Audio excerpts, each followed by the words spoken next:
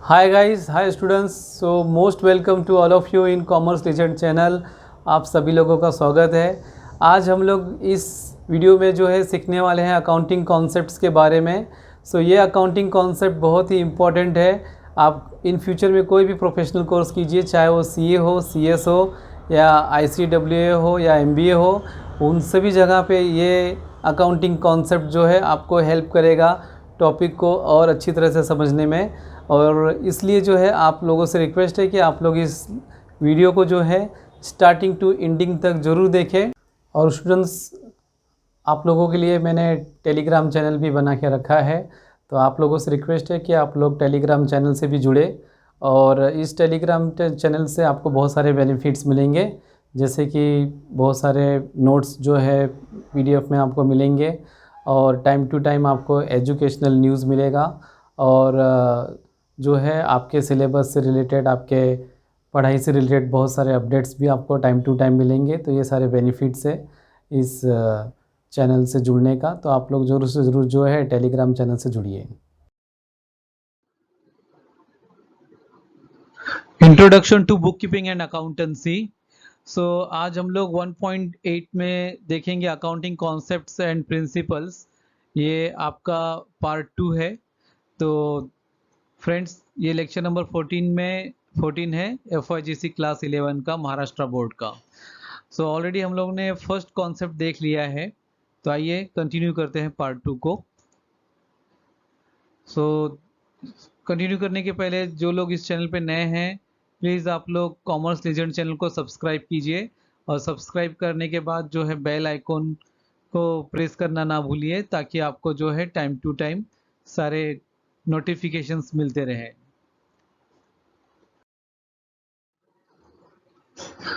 Accounting concepts में जो है हम लोग सबसे पहले बिजनेस एंटिटी देख चुके हैं, उसके बाद मनी मेजरमेंट देखेंगे, देन कॉस्ट कॉन्सेप्ट्स के बारे में देखेंगे, कंसिस्टेंसी कॉन्सेप्ट्स के बारे में देखेंगे, कंजर्वेटिज्म के बारे में, फिर गोइंग कंसर्न क्या होता है, रियलाइजेशंस क्या होता है, अक्रूवल कॉन्सेप्ट क्या है, डुअल कॉन्सेप्ट क्या होता है, डिस्क्लोजर कॉन्सेप्ट क्या है, मेटेरियलिटी कॉन्सेप्ट क्या है, और लास्ट में मैचिंग कॉन्सेप्ट्स क्या होता है।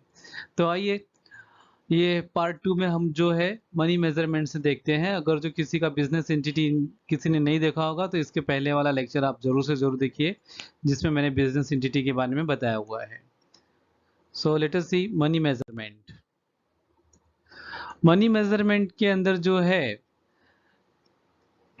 पहले हम लोग ये देखते हैं यहाँ पे क्या लिखा हुआ है, state of affairs of the business.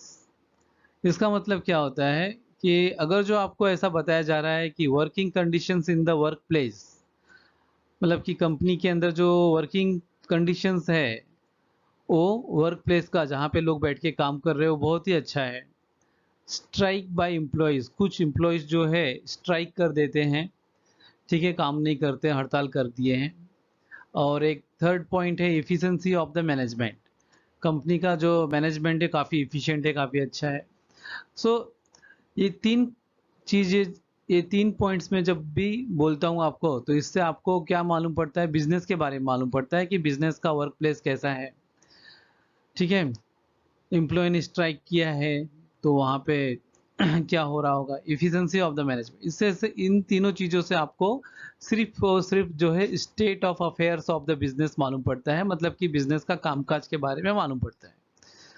ठीक है, तो इसे जो है हम अकाउंट्स में रिकॉर्ड नहीं कर सकते हैं, will not be recorded in the books of accounts because it is not expressed in terms of money. ठीक है, वर्क प्लेस बहुत सुंदर है, बहुत अच्छा है, ऐसा हम बोलेंगे, लेकिन इसको हम जो है मनी के टर्म्स में एक्सप्रेस नहीं कर रहे हैं यहाँ पे, तो इसको हम अकाउंट्स में रिकॉर्ड नहीं कर सकते हैं। ठीक है, आइए आगे देखते हैं। ठीक इसी के बाद जो है नेक्स्ट पॉइंट में आपको ऐसा बताया जा रहा है कि कंपनी के पास कंप्यूटर है 5, जिसकी वैल्यू है 1,50,000। कंपनी के पास टेबल्स है 2, जिसकी वैल्यू है 15,000। चेयर्स है कंपनी के पास 3, जिसकी वैल्यू है 2,500। हम क्या करते हैं यहाँ पे, it should be recorded in the books of accounts because value of assets expressed in terms of money. यहाँ पे हम जो है, ये जो एसेट्स है, इसको हमने मनी के टर्म्स में एक्सप्रेस किया है, तो इसको हम अकाउंट्स में रिकॉर्ड कर सकते हैं। ठीक है, बट ये जो ऊपर वाला एग्जांपल मैंने आपको यहाँ पे दिया है, इससे सिर्फ और सिर्फ जो है कंपनी के स्टेट ऑफ अफेयर्स के बारे में मालूम पड़ता है। दैट मीन्स कंपनी के कामकाज के बारे में मालूम पड़ता है। सो ये मनी टर्म्स में बताया नहीं गया है, इसलिए इसको हम रिकॉर्ड नहीं कर सकते अकाउंट्स में, ठीक है। जबकि नीचे जो है आपको ये सारे एसेट्स मनी की टर्म्स में बताया गया है, तो इसको आप जो है अच्छी तरह से अपने फाइनेंशियल स्टेटमेंट्स में रिकॉर्ड कर सकते हैं, लिख सकते हैं। सो यहाँ पे money is medium, money measurement में आपको ये पॉइंट बताया जा रहा है कि मनी क्या है, एक माध्यम है, एक मीडियम है ऑफ एक्सचेंज का। It means buying and selling of goods and services possible via money only. जब भी आपको कोई भी गुड्स या फिर किसी ना कोई प्रकार का सर्विस आपको लेना है, तो लेने के लिए जो है आपको पैसा देना पड़ेगा, उसके बदले में आपको गुड्स मिलेगा या फिर सर्विस मिलेगा। सो इस तरीके से मनी क्या है, मनी एक मीडियम है ऑफ एक्सचेंज है, एक माध्यम है एक्सचेंज का। सो मेजरिंग यूनिट का मतलब क्या होता है, मेजरिंग यूनिट का मतलब होता है कि रुपीस। जैसे हमारे एग्जांपल में क्या है, कंप्यूटर्स रुपीस 1,50,000 दिया गया है। सो ये जो है आपका रुपीस जो है ये मनी, ये मेजरिंग यूनिट दिया गया है आपका। अगर यही बात जो है यूएस में हो तो यहाँ पे डॉलर आ जाएगा, ठीक है। सो ये जो मेजरिंग यूनिट है वो रुपीस है, जो कि ruling currency of a country, मतलब इंडिया का जो रूलिंग का इंडिया में जो है यही चलता है, करेंसी रूलिंग करेंसी है, मतलब यही करेंसी का प्रचलन है इंडिया में। So that is the money measurement. आइए अभी हम लोग आगे कंटिन्यू करते हैं। सो आगे जो आपके बुक्स में क्या दिया गया है एक बार उसको भी पढ़ लेते हैं हम लोग। Money measurement, this concept implies that only those which can be expressed in terms of money are recorded in the books of accounts. So अभी अभी मैंने आपको बताया कि बुक्स में हम वही रिकॉर्ड कर सकते हैं अकाउंट्स की बुक में जिसको कि हम लोग जो है एक्सप्रेस्ड मतलब बता सकते हैं मनी के टर्म्स में। सिंस जैसे कि money serves as the medium of exchange, transactions expressed in money are recorded in the ruling currency of a country is the measuring unit for accounting। ये मैंने आपको पहले ही बता दिया पहले वाले स्लाइड में। Transactions which do not involve money will not be recorded in the books of accounts। हम लोग अकाउंट्स में क्या रिकॉर्ड करते हैं, ट्रांजेक्शन्स रिकॉर्ड करते हैं, बट ऐसा कोई ट्रांजेक्शन जिसके अंदर मनी का इन्वॉल्वमेंट ही ना हो तो उसको हम कैसे रिकॉर्ड करेंगे। तो यहाँ पे वही एग्जांपल दिया गया है जो मैंने आपको पहले बताया। For example working conditions in the work place, strike by employees, efficiency of the management etcetera. तो यहाँ पे 3 एक्टिविटी दी गई है, तीनों की तीनों एक्टिविटी में मनी के बारे में कुछ भी डिस्कस किया गया नहीं है। That's why you can not record it in your books of accounts, ठीक है। So will not be recorded in the books of accounts as they can not be expressed in terms of money. It helps in understanding of the state of affairs of the business, as money serves as a common measures by means of which heterogeneous facts about the business are recorded। ठीक है। सो जो है यह सहायता करता है समझने में state of affairs of the business, business के कामकाज के बारे में हमको समझने, हमको सिर्फ और सिर्फ उसको अंडरस्टैंड करने में सहायता होती है जो यहाँ पे लिखा गया है एज अ कॉमन मेजर्स, ठीक है, by means of which heterogeneous facts about the business are recorded. अच्छा अभी आगे आपको क्या क्या दे रहा है यहाँ पे। For example if a business has 5 computers, 2 tables and 3 chairs. यहाँ पे आपको क्वांटिटी दिया गया है एसेट्स का। So the assets can not be added to give useful informations. अभी यहाँ पे नंबर ऑफ एसेट्स के बारे में आपको जानकारी दी गई है, लेकिन जब तक कि आप इसके साथ में मॉनिटरी टर्म्स में इसको जब तक आप एक्सप्रेस नहीं करोगे तब तक आप इसको रिकॉर्ड नहीं कर पाओगे अकाउंट्स में। सो मनी मेजरमेंट जो है बहुत ही सिंपल है। मनी मेजरमेंट का मतलब ये होता है कि जो भी चीज़ें आपको अकाउंट्स में रिकॉर्ड करना है वो हमेशा जो है एक्सप्रेस होना चाहिए, मतलब हमेशा बताना चाहिए मनी के टर्म्स में, ठीक है। जैसे यहाँ पे 1,50,000, यहाँ पे 2,500 का टेबल से ऐसे बताओगे तो ही आप उसको अकाउंट्स में रिकॉर्ड करोगे, ठीक है। और अगर जो आप खाली ऐसे बोलोगे कि working condition in the work place बहुत अच्छा है तो आप उसको रिकॉर्ड नहीं कर सकते हो क्योंकि वो मनी की टर्म्स में एक्सप्रेस नहीं किया गया है। सो इसी को हम लोग मनी मेजरमेंट का कॉन्सेप्ट कहते हैं। ओके, तो ये आपका एक इम्पॉर्टेंट कॉन्सेप्ट ऑफ अकाउंट्स था। तो आइए आगे हम लोग देखते हैं। आगे जो है, नया टर्म्स चालू करने के पहले हम लोग एक एग्जाम्पल पे थोड़ा सा देखते हैं ये एग्जाम्पल क्या है। सो पहले के लेक्चर्स आपने देख लिया है स्टूडेंट्स, तो आपको मालूम है कि अकाउंटिंग ईयर जो है 12 महीने का होता है और वो 1 अप्रैल से स्टार्ट होता है और 31 मार्च को ख़त्म हो जाता है। फिर नेक्स्ट ईयर जब स्टार्ट होगा तो वो अगेन 1 अप्रैल 2022 से कंटिन्यू होगा और 31 मार्च 2023 को ख़त्म हो जाएगा। तो ये 12-12 महीने का अकाउंटिंग पीरियड होता है। ठीक है, अभी इस एग्जाम्पल को हम समझने के लिए बहुत ज़रूरी, ये एग्जाम्पल जो मैं आपको बता रहा हूँ ये समझना बहुत ज़रूरी है, तब जाके आगे का जो कॉन्सेप्ट है वो आपको समझ में आएगा। 1 अप्रैल 2021 को बिजनेसमैन ने परचेस किया फर्नीचर, कितने का? 3 लाख रुपए का। ठीक है, सो ये जो 3 लाख का फर्नीचर परचेस किया है that is the cost of acquisition, मतलब कि एसेट्स को प्राप्त करने का, एसेट्स को खरीदने का कॉस्ट हो गया। एक्विजिशन बोले तो प्राप्त करना। ठीक है, और ये जो 3 lakhs है यही आपका कॉस्ट प्राइस हो गया और यही आपका हिस्टोरिकल कॉस्ट बनेगा। हिस्टोरिकल कॉस्ट बोले तो जो कि सबसे पहले सबसे पुराना कॉस्ट जो है वो हिस्टोरिकल कॉस्ट यही होगा। ठीक है, so value to be recorded in the books of accounts, तो हम क्या करेंगे? 3 लाख की वैल्यू को रिकॉर्ड करेंगे बुक्स ऑफ अकाउंट्स में, क्योंकि ये इन टर्म्स ऑफ मनी दिया गया है। वैल्यू ऑफ, ठीक है, इसके लिए इसको रिकॉर्ड करेंगे। अच्छा, अब होता क्या है कि 31 मार्च 2022 को जो है ये 3 लाख का जो एसेट्स आपने परचेस किया था फर्नीचर का, इसको हम लोग जो है 10% से, दैट इज 30,000 से इसको क्या करेंगे? रिड्यूस कर देंगे, लेस कर देंगे। तो इसका वैल्यू जो है 2,70,000 हो जाएगा, 2,70,000। सो ये जो लेस करने का जो एक सिस्टम है, ठीक है, उसको हम लोग कहते हैं डेप्रिसिएशन। ये डेप्रिसिएशन का मतलब क्या होता है कि ये 3 लाख का एसेट्स आपने 12 महीना यूज़ किया, 1 अप्रैल 2021 से लेके 31 मार्च 2022 तक यूज़ किया। सो जैसा जितना नया ये 1 अप्रैल 2021 को था, क्या उतना ही नया ये 31 मार्च 2022 को भी रहेगा? नहीं ना, थोड़ा बहुत तो ये जो है इसमें थोड़ा बहुत तो ये जो है डल हो जाएगा या फिर थोड़ा बहुत तो टूटेगा फूटेगा। ठीक है, तो जो है ये जो है उतना नया नहीं रहेगा जितना ये 1 अप्रैल 2021 को था, उतना नया ये 31 मार्च 2022 को नहीं रहेगा। सो ये जो अभी मैंने आपको बोला, ये मैंने आपको एक स्टेटमेंट के टर्म्स में बोला। ठीक है, बट इसी चीज को हमको अगर जो अकाउंट्स में रिकॉर्ड करना है तो अगेन इसको मॉनिटरी टर्म्स में लाना पड़ेगा। तो मॉनिटरी टर्म्स में लाने के लिए हम ऐसा एज्यूम करते हैं कि मैंने जो 3 लाख का फर्नीचर लिया था वो मैंने 12 महीना यूज किया, तो जो जो फर्नीचर है वो 30,000 से उसकी वैल्यू कम हो गई, क्योंकि मैंने 12 महीने यूज़ किया तो उसका कलर चला गया, थोड़ा सा डल हो गया कलर, थोड़ा सा पुराना दिखने लगा। ठीक है, सो इसी को हम लोग अकाउंट्स में कहते हैं कि वैल्यू ऑफ एसेट्स डेप्रिसिएटेड।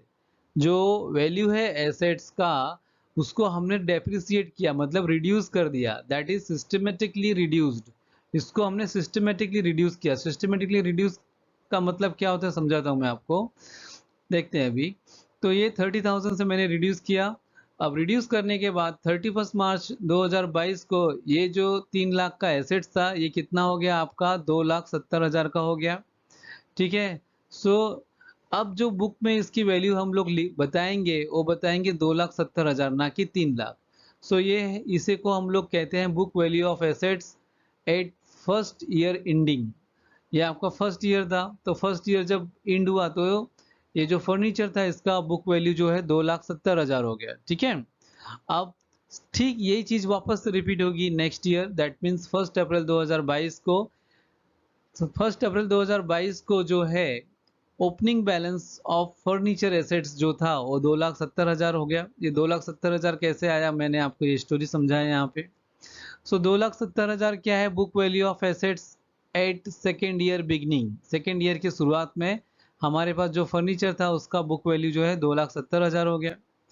ठीक है, फिर वापस से 12 महीना हमने ये एसेट्स वापरा और इसको फिर हमने क्या किया? सिस्टमेटिकली रिड्यूस किया, डेप्रिसिएशन लगा के 10%। सो 2,70,000 के ऊपर 10% लगाया तो ये 27,000 हो गया. So value of assets depreciated, that is systematically reduced. Okay. So ये reduce किया तो 2,43,000 हो गया. अब ये 2,43,000 क्या है? ये book value of assets at second year ending. जो second year ending है उस ending को 2,43,000 हो गया. So that is the closing balance. ठीक है. अब मैं आपको कुछ चीज़ें एग्जाम्पल में गौर कीजिए, ध्यान से देखिए. हमें समझना है कि कॉस्ट ऑफ एक्विजिशन क्या होता है, कॉस्ट प्राइस क्या होता है, हिस्टोरिकल कॉस्ट क्या होता है. तो cost of acquisition 3 lakhs, cost price क्या है 3 lakhs है, हिस्टोरिकल कॉस्ट क्या है 3 lakhs है. ठीक है. सो कॉस्ट ऑफ एक्विजिशन का मतलब होता है खरीदी कॉस्ट, कॉस्ट प्राइस का मतलब कि कितने में पड़ा है एसेट्स, और हिस्टोरिकल कॉस्ट बोले तो सबसे पुराना कॉस्ट जो फर्नीचर का है हमारे बुक्स में वो 3 लाख है. ठीक है. जब 2 साल के बाद हम देखते हैं तो ये 3 लाख का जो 3 लाख का जो फर्नीचर था ये 2,43,000 हो जाता है. ठीक है. तो अब इसी चीज को जो है आपके बुक्स में जो है पैराग्राफ में दिया गया है वो अब हम आसानी से समझ में आएगा आपको. कॉस्ट कॉन्सेप्ट का मतलब क्या होता है? An assets is recorded in the books on the basis of the historical cost.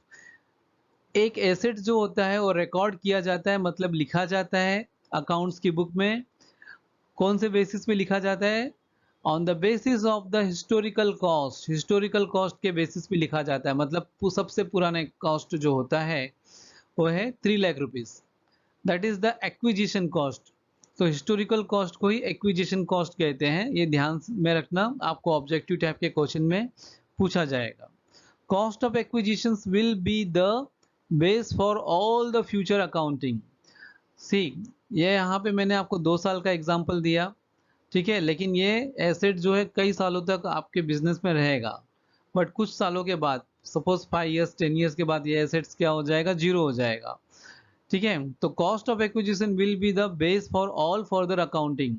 ठीक है. तो जो भी अकाउंटिंग आप करने वाले हो इस फर्नीचर से लेके इन फ्यूचर के अकाउंटिंग ईयर में, वहां पे जो कॉस्ट ऑफ एक्विजिशन है यही बेस बनेगा. ठीक है.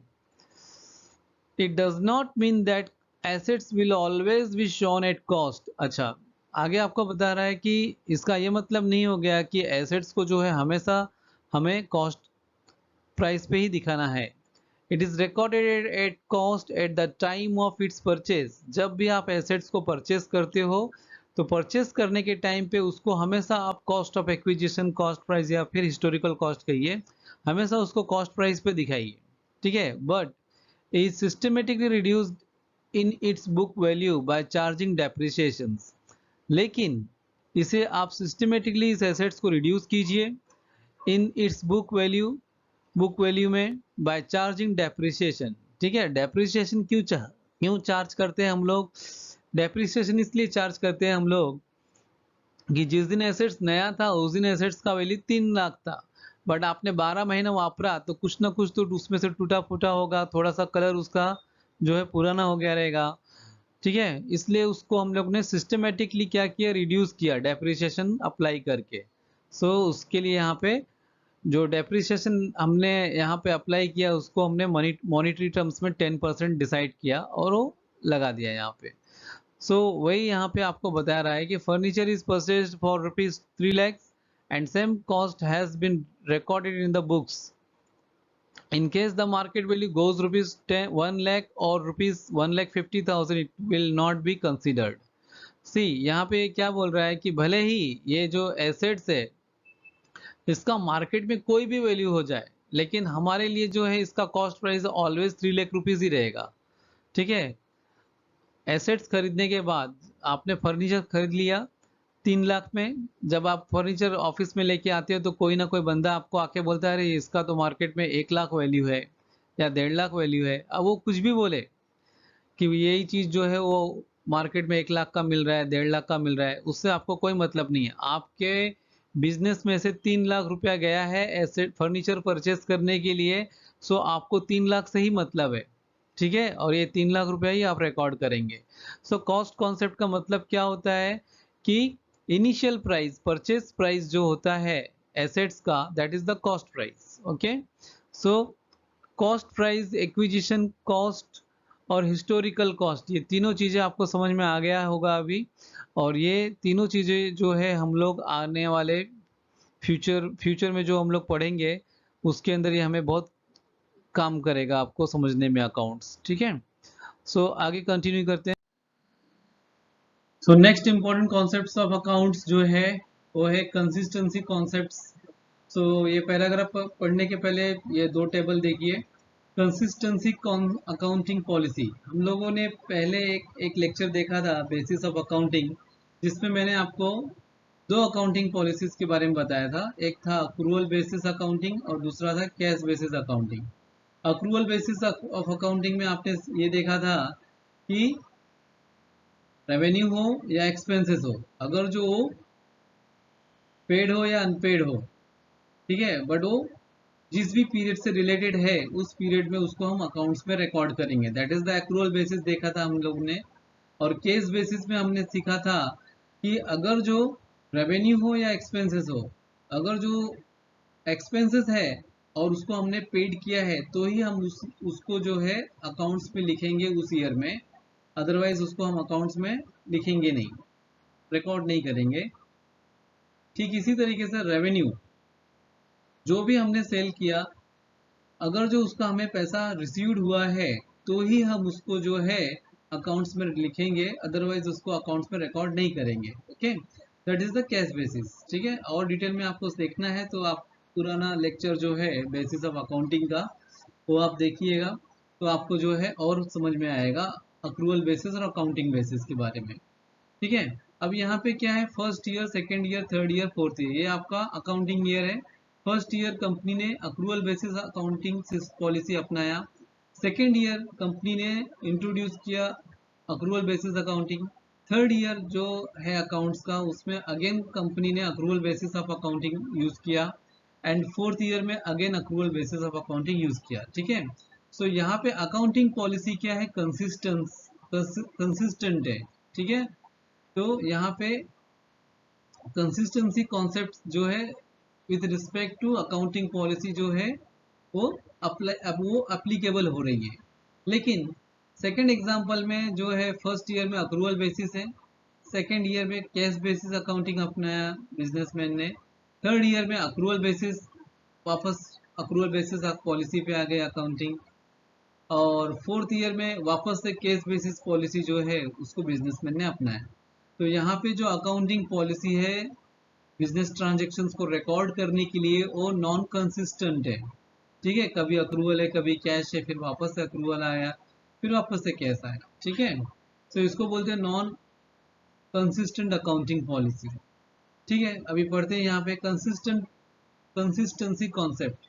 Any policy adopted for accounting should be continuous or consistent throughout the business, and it need not be changed generally unless and until circumstances demanded। यहाँ पे कहना है कि जो भी अकाउंटिंग पॉलिसी आप लोग यूज कर रहे हो अकाउंट्स लिखने के लिए, वो अकाउंटिंग पॉलिसी आपका थ्रू आउट द ईयर और नंबर ऑफ ईयर्स जो है क्या होना चाहिए, कंटिन्यू रहना चाहिए। जब तक कि कोई सिचुएशंस ऐसा आ नहीं जाता है, आ जाए कि आपको अकाउंटिंग पॉलिसी अभी चेंज करनी ही है, तब आप चेंज कीजिए। अदरवाइज जो है कंटिन्यू आपको जो है रखनी चाहिए same accounting policy year two year. ठीक है, however it does not stop any improvement of new techniques. ठीक है, but that should be disclosed with a note. ये ऐसा कह रहा है कि अगर जो सिचुएशन ऐसा डिमांड कर रहा है कि आपको अकाउंटिंग पॉलिसी चेंज करना चाहिए, ठीक है, तो फिर आपको जो है बिजनेस में नई न्यू टेक्निक्स वगैरह इंट्रोड्यूस करने में आसानी होगी, तो आप चेंज कीजिए अकाउंटिंग पॉलिसी। ठीक है, लेकिन चेंज करने के बाद वापस से कैश बेसिस पे वापस अक्रूवल पे मत आइए, कैश बेसिस कंटिन्यू रखिए, एटलीस्ट वापस से कंसिस्टेंट हो जाइए। ठीक है, ऐसा ये कह रहा है कि however it does not stop any improvement of new techniques. अगर जो आपको कोई नई टेक्निक्स लानी है बिजनेस में, कुछ नई टेक्निक्स अडॉप्ट करनी है, then only you change the accounting policy, but that should be disclosed with a note. जब भी अकाउंटिंग पॉलिसी आप चेंज करते हो तो उसके बारे में आपको जो भी फाइनेंशियल स्टेटमेंट्स है उसके अंदर आपको लिखना चाहिए कि आपकी अकाउंटिंग पॉलिसी चेंज हो गई है। Example, a company adopts fixed installment method for charging depreciation on fixed assets from the beginning till the end of estimated life of assets। ठीक है, अभी आपको डेप्रिसिएशन के बारे में उतना मालूमात नहीं है, इसके लिए मैंने यहाँ पे एक इजी एग्जांपल लिया। ठीक है, इस इजी एग्जांपल में आप लोग ध्यान देना कि यहाँ पे अकाउंटिंग पॉलिसी जो है चेंज नहीं हो रही है, यहाँ पे कंसिस्टेंट है अकाउंटिंग पॉलिसी। और ये जो सेकंड वाला ऑप्शन है यहाँ पे अकाउंटिंग पॉलिसी चेंज हो रही है बार बार। ठीक है, सो कुछ बिजनेसमैन ऐसे होते हैं जो बिजनेस में जो है ज़्यादा टैक्स ना भरना पड़े, इसके लिए अकाउंटिंग पॉलिसी चेंज करते रहते हैं अपने फायदे के हिसाब से। ठीक है, तो ऐसा नहीं चलेगा। आपका अकाउंटिंग पॉलिसी जो है वही होना चाहिए जो फर्स्ट ईयर था, सेकेंड ईयर था। ठीक है, so that is the consistency concept, ये आपका कंसिस्टेंसी कॉन्सेप्ट कहता है। नहीं तो क्या होगा, फर्स्ट ईयर आपको ज़्यादा प्रॉफिट आ रहा था तो आपने अक्रूवल बेसिस अकाउंटिंग लिया, फिर बाद में आपको जो है कम प्रॉफिट आ रहा था तो आपने कैश बेसिस अकाउंटिंग लिया। ठीक है, आप अपने फायदे के हिसाब से अकाउंटिंग पॉलिसी चेंज नहीं कर सकते हैं। ठीक है, तो जो है इसके लिए जो है अकाउंट ये कॉन्सेप्ट जो है कंसिस्टेंसी कॉन्सेप्ट यही कहता है आप। ओके, सो यहाँ तक हमने फोर कॉन्सेप्ट हम लोगों ने देखा, कंसिस्टेंसी कॉन्सेप्ट्स, फोर कॉन्सेप्ट्स। सो आगे के जो कॉन्सेप्ट्स हैं वो हम लोग नेक्स्ट लेक्चर में देखेंगे, नेक्स्ट पार्ट थर्ड में देखेंगे। तो thanks for watching the commerce legend channel. और जो है आप लोग जो है कॉमर्स लीजेंड चैनल का आपको लिंक दिया गया है, उसके ऊपर भी जाइएगा। और जो लोग इस चैनल पे नए हैं प्लीज़ इस चैनल को सब्सक्राइब कीजिए, लाइक कीजिए और कमेंट सेक्शंस में आप लोग अपना कमेंट्स डालिए आपको यह लेक्चर कैसा लगा, और शेयर कीजिए आपके फ्रेंड्स के साथ में इस लेक्चर्स को। Thanks for watching. तो ये था हमारा लेक्चर अकाउंटिंग कॉन्सेप्ट्स के बारे में। उम्मीद है कि आपको ये अकाउंटिंग कॉन्सेप्ट बहुत ही अच्छी तरह से समझ में आया होगा। मैंने पूरी कोशिश की है कि ये जितना इजी हो उतना इजी लैंग्वेज में और सरल और इजी एग्जांपल में आपको एक्सप्लेन कर सकूं। और जो बाकी के अकाउंटिंग कॉन्सेप्ट्स है वो भी मैं बहुत ही जल्द आप उसको भी देखेंगे। और उसके बाद आपका जो है अकाउंटिंग स्टैंडर्ड से रिलेटेड एक न्यू टॉपिक रह जाएगा।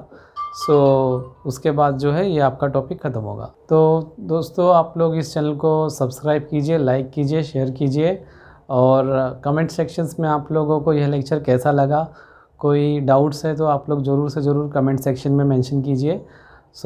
आई will try to best my कि मैं आपका जो है जो भी डाउट्स है उसको मैं क्लियर करूँगा। प्लीज़ आप लोग सब्सक्राइब कीजिए। Thanks for watching commerce legend channel.